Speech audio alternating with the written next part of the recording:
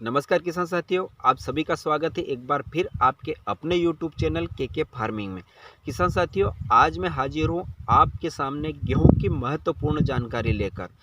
मुझे बहुत सारे किसान भाइयों के कमेंट्स भी आ रहे थे और जहाँ भी जाता था उनका बस एक ही सवाल होता था कि हमारी फसल से हम अच्छा मोटा उत्पादन कैसे लें।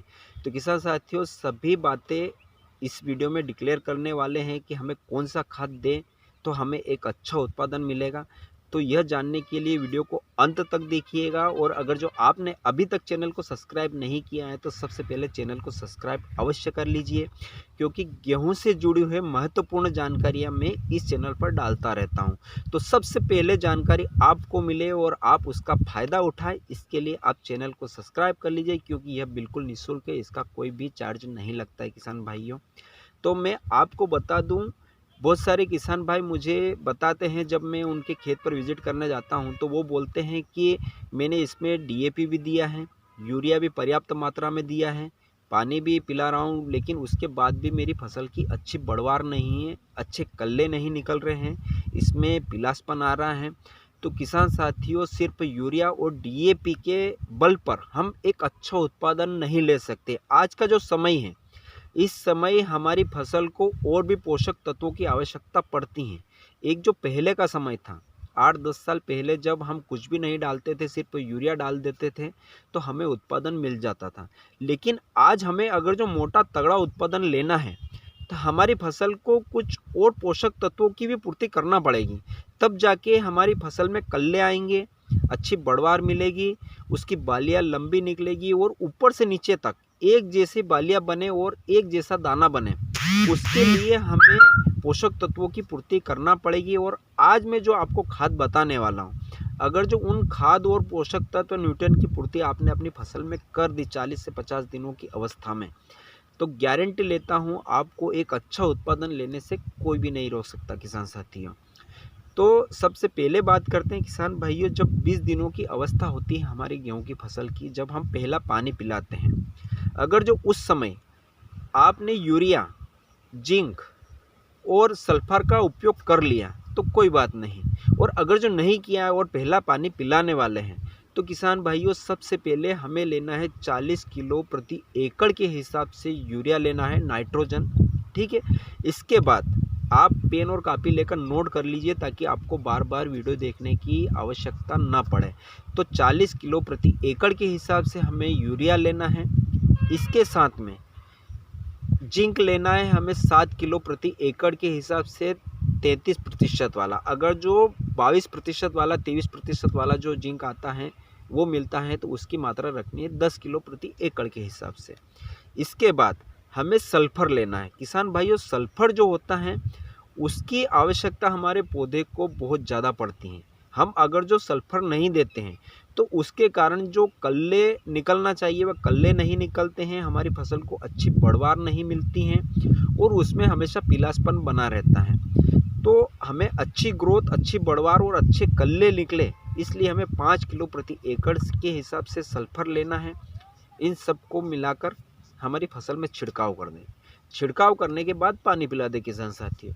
उसके बाद जब हमारी फसल 35 से 40 दिनों की होती है, जब हम दूसरा पानी पिलाते हैं, उसके पहले हमें खरपतवार नाशक, अगर जो आपकी फसल में खरपतवार हैं तो खरपतवार नाशक दवा का उपयोग कर लें, क्योंकि किसान भाइयों 40 के दिनों के बाद हम हमारी फसल में खरपतवार नाशक का स्प्रे नहीं करना चाहिए। बहुत सारे किसान भाई करते हैं, लेकिन वह गलत तरीका है, क्योंकि उस समय क्या होता है, 40 से 45 दिनों का जो समय होता है, उस समय हमारी फसल में से बालियां निकलने की तैयारियां हो जाती हैं, और उस समय हम खरपतवार नाशक का स्प्रे करते हैं तो कहीं ना कहीं हमारी फसल को झटका लगता है, क्योंकि खरपतवार नाशक का उपयोग जब भी हम करते हैं हमारी फसल की ग्रोथ रुक जाती है, बढ़वार रुक जाती है, उसमें पीलासपन आ जाता है और उसके कारण ग्रोथ नहीं पकड़ पाती हैं। तो किसान भाइयों, जहाँ तक हो सके वहाँ तक 30 से 35 दिनों की अवस्था में ही हमें खरपतवार नाशक का उपयोग कर लेना चाहिए।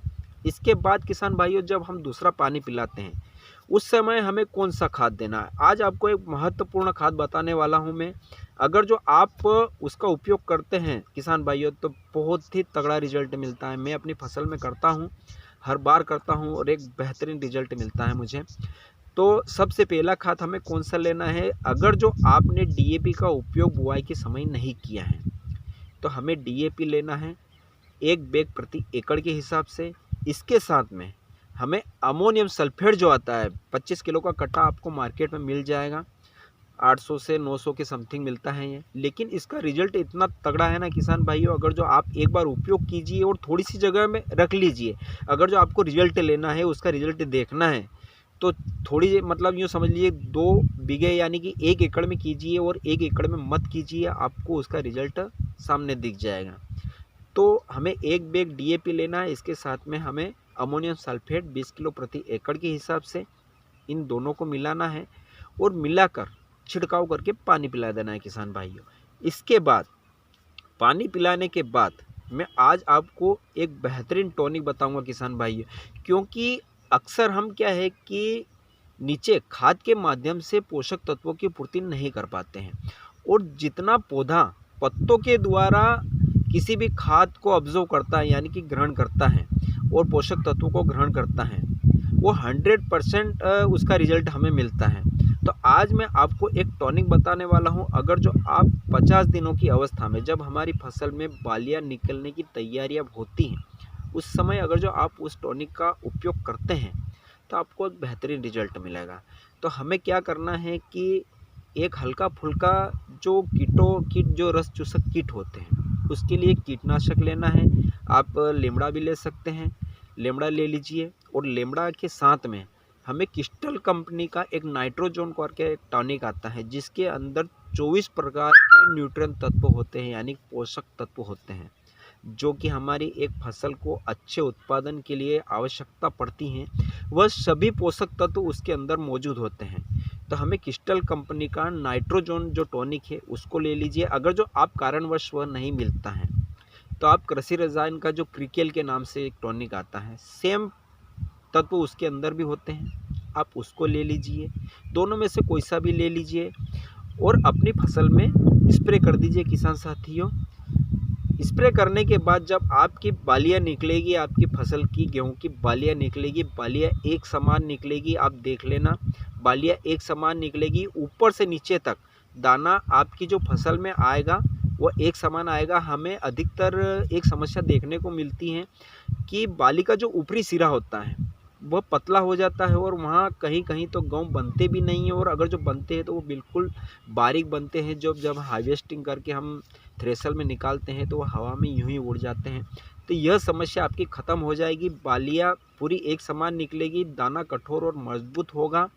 तो किसान साथियों, ये थी आज की सबसे महत्वपूर्ण जानकारी।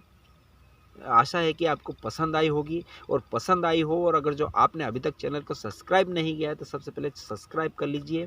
फिर मिलते हैं एक नए वीडियो में नए विषय के साथ, तब तक दीजिए मुझे इजाज़त। जय हिंद।